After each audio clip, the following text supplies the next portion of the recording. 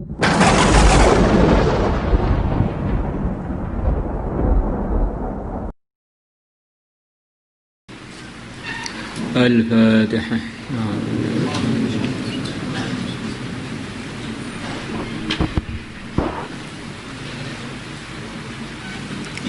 Bismillahirrahmanirrahim. Thawabul hilmi, pahalanya sifat al-hilm, sifat aris. Hilm itu kurang lebihnya orang yang tidak gampang terpancing dengan emosi.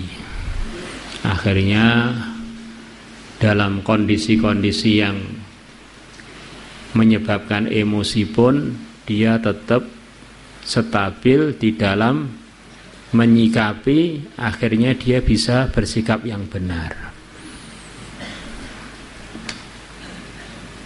Sampai sebagian ulama mengatakan orang halim itu adalah orang yang kalau ditempeleng padahal dia dizalimi, maka dia malah menyerahkan pipinya yang kedua, silahkan yang satunya biar dapat tamparan lagi. Itu katanya prakteknya sifat hilm itu begitu itu. Wasabhi, dan berlapang dada, memaafkan maksudnya. Wasabhi, dan berlapang dada. Wa kadmil ghaidhi, dan menahan marah. As-sabhi itu adalah memaafkan orang-orang yang telah berbuat zalim kepada kita. Dan orang itu bisa safah, bisa punya sifat safah ini tentu saja asasnya kalau tauhid dia benar. Kalau tauhidnya tidak benar sulit. Saya sudah banyak jasa pada dia, sudah banyak bantu dia, lah kok balasannya malah senjata makan tuan, susu dibalas racun.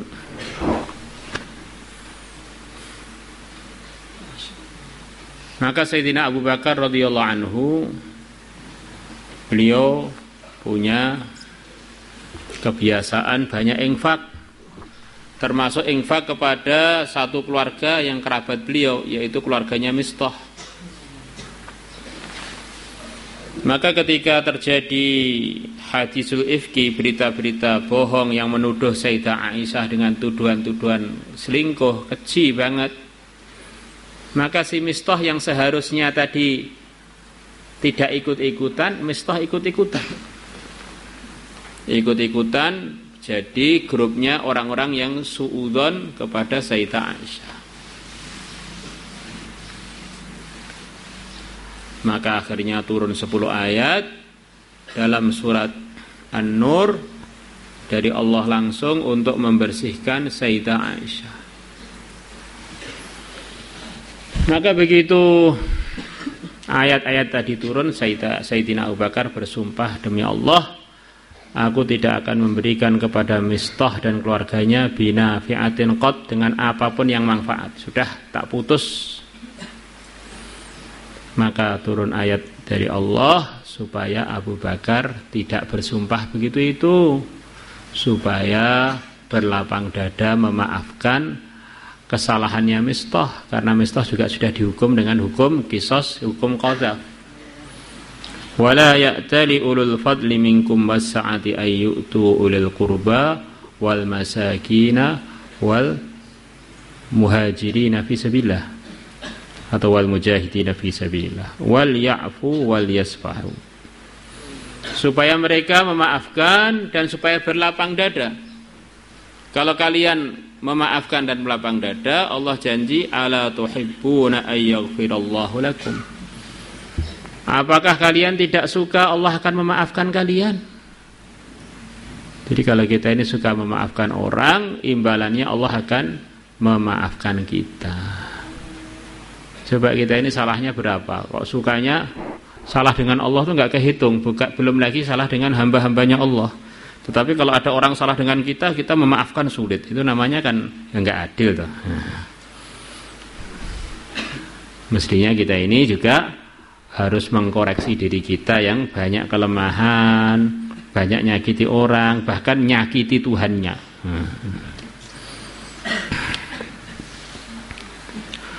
Qala Allah Ta'ala telah berfirman, wal kadhimina al-ghaidha wal 'afina 'anil nas wallahu yuhibbul muhsinin. Jadi Allah menerangkan dalam ayat ini, lengkapnya ayat, sifat-sifatnya orang-orang yang takwa. Di antaranya adalah ini.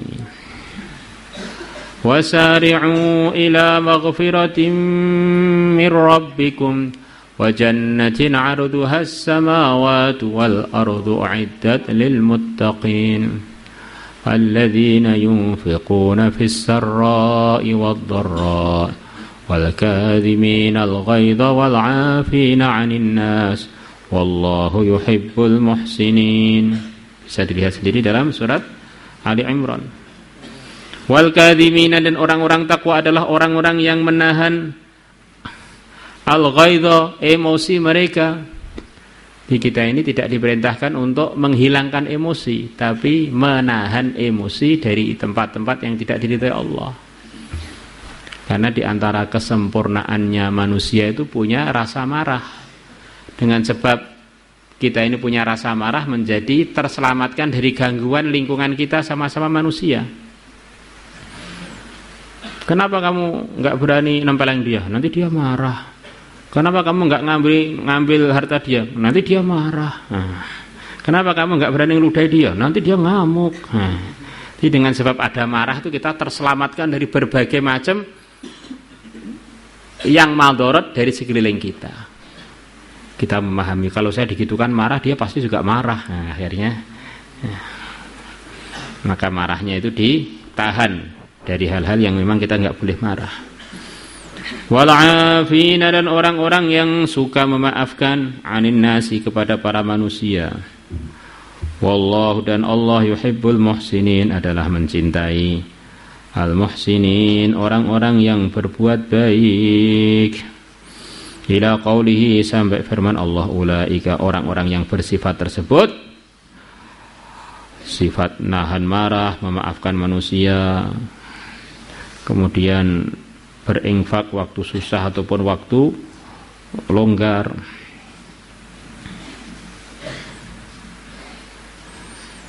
Ulaika, mereka orang-orang yang bersifat tersebut, lahum, bagi mereka, jannatun, surga-surga, tajri, yang mengalir, min tahtiha, dari bawahnya surga, al-anharu, sungai-sungai, khalidina, mereka kekal abadi, fiha, di surga-surga tersebut, wa ni'ma ajrul amilin, dan sebaik-baiknya opahnya orang-orang yang beramal adalah surga.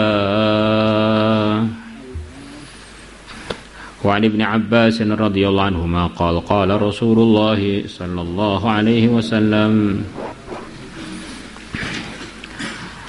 qala, telah bersabda Rasulullah sallallahu alaihi wasallam al-Ashaj, kepada sahabat yang bernama Al-Ashaj, inna fika, sesungguhnya di dalam dirimu, khoslataini, ada dua sifat, yuhibbuhum, Allah mencintai dua sifat itu. Ta'ala, maha tinggi Allah, al-hilmu, yaitu tidak terpancing oleh emosi, yaitu sifat aris, wal anatu, dan tidak tergesa-gesa. Orang itu kalau emosi biasanya jadi banyak keliru. Begitu juga kalau orang tergesa-gesa, akhirnya jadi sembrono. Maka ada dua sifat, kalau kita punya kita syukuri, kalau belum punya kita usahakan, yaitu jangan gampang terpancing emosi. Orang itu kalau emosi, matanya merah, urat-uratnya tegang, darahnya ngalirnya enggak teratur, bagaimana dia bisa mikir dengan baik? Secara umum begitu itu. Begitu juga orang yang tergesa-gesa. Tapi jangan diartikan tergesa-gesa itu lambat loh. Tergesa-gesa dengan lambat itu beda. Tergesa-gesa itu contohnya orang sedang perutnya mules mau cari toilet, itulah orang tergesa-gesa. Matanya merah, nafasnya ngos-ngosan, dengan gurunya nggak kenal, dengan istrinya pun nggak mau nyapa karena pengen cepet-cepet ngising, pengen cepet-cepet pergi ke toilet. Itu tergesa-gesa itu begitu itu. Jadi segalanya yang kita aslinya bisa ngurus dengan baik, dengan sebab tergesa-gesa jadi berantakan semua.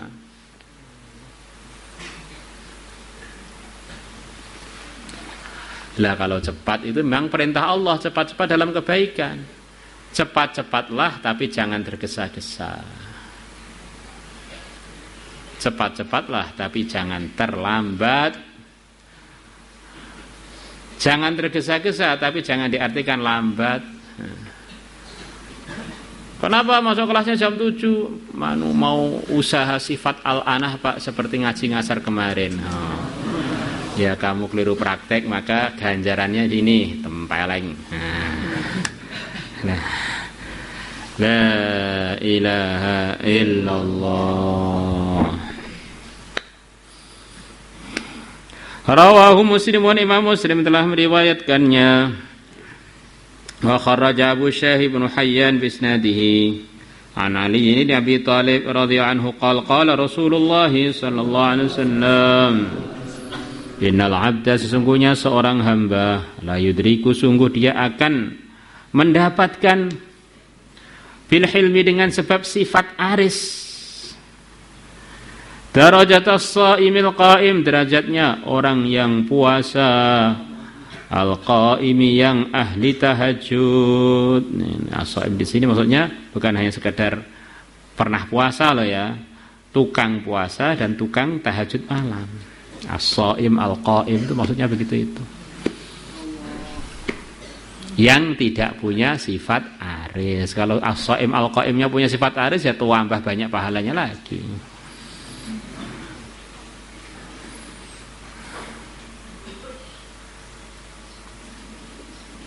Karena kalau dilihat itu sering, bahkan itu mungkin kebanyakan, banyak orang yang masih kuat puasa itu, tahajud masih kuat, tetapi nahan emosi nggak kuat.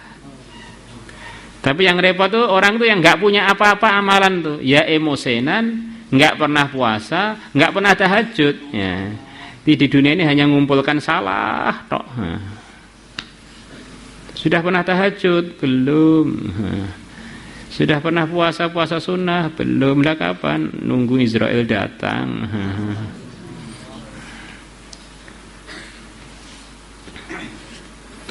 Sudah pernah wiritan melek? Belum.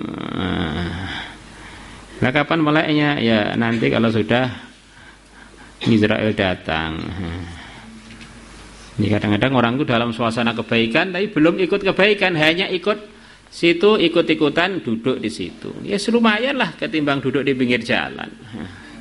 Tetapi sebetulnya ini nggak maksimal, apalagi kalau dia mengganggu ketertiban orang-orang yang sedang dalam kebaikan. Masya Allah. La ilaha illallah. Maka nanti di akhirat sana ada orang sama-sama dalam majelis-majelis yang sama ketika di dunia, tetapi kok derajatnya berbeda sama sekali. Satunya derajatnya begitu tinggi, pahalanya begitu banyak, satunya jauh dari dia. Kenapa? Maka dia protes kepada malaikat yang mencatat, ini dengan teman saya ini nggak ada bedanya. Ada bedanya. Majelisnya sama, tetapi satunya di majelis itu melek, kamu ngantuk. Akhirnya berapa banyak kebaikan yang tidak bisa kamu ambil. Kedua, di majelis-majelis itu ada doa. Dia ngamini, amin ya Allah, kabulkanlah doa di majelis itu, kabulkanlah doa. Lah kamu terus tidur loh. Bagaimana minta aja tidak, bagaimana mau diberi? Kadang-kadang orang itu sama-sama dalam majelis istighosah, majelis baca Yasin, tapi satunya ngiler, satunya amin, ya beda lah. Satunya dapat bajunya tambah, baunya nggak karu-karuan, satunya dapat macam-macam anugerah dari doa itu. Maka wujud kita dalam pesantren, dalam kebaikan ini disyukuri. Tetapi hati-hati, karena dulu munafikun tuh juga hadir di majelis-majelisnya Rasulullah Sallallahu Alaihi Wasallam, tetapi tidak pakai adab yang diridhai oleh Allah. Kalau makan loh nggak pernah ngantuk, nggak pernah males. Tapi kalau wiritan loh, kok sebenarnya nggak punya kepala. Nah ini berarti kan bahaya. Ini bisa-bisa kita nggak punya derajat. La ilaha illallah. Urusan makan serius, urusan kepulangan serius, urusan minum serius, urusan jajan serius. Lah urusan agama kok ngantuk terus, ini gimana? Maka kita ini sebetulnya orang yang bagaimana, dinamain sendiri aja orang yang bagaimana. Maulaya salli wa sallim daiman abada ala nabiyika khairil khalqi kullihim huwal habibul ladzi turja syafa'atuhu likulli hawlin minal ahwali muqtahimin ya rabbi bil Mustafa. Ayo ulangi lagi. Ya Rabbi bil Mustafa ighfir lana ma madaya wasi'al karam. Ya Rabbi bil Mustafa ighfir lana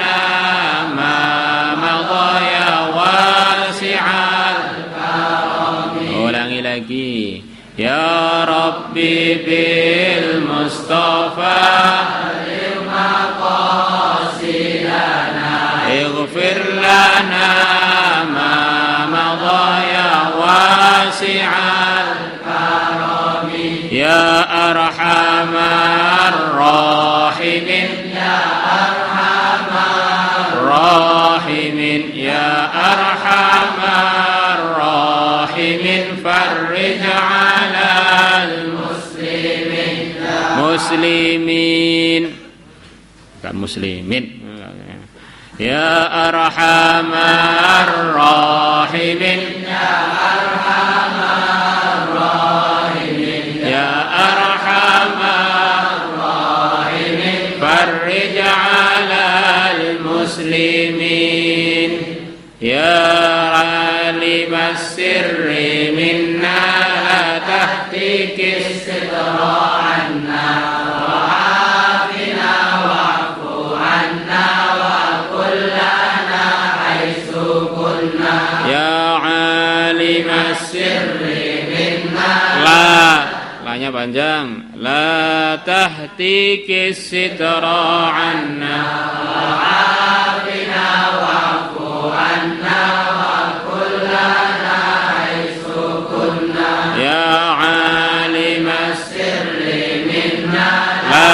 تهتك الستر عنا وعافنا واعف عنا وكلنا حيث كنا نرد بك الأعداء من كل وجهة وبالاسم نرميهم من البعد بالشتات فأنت رجائي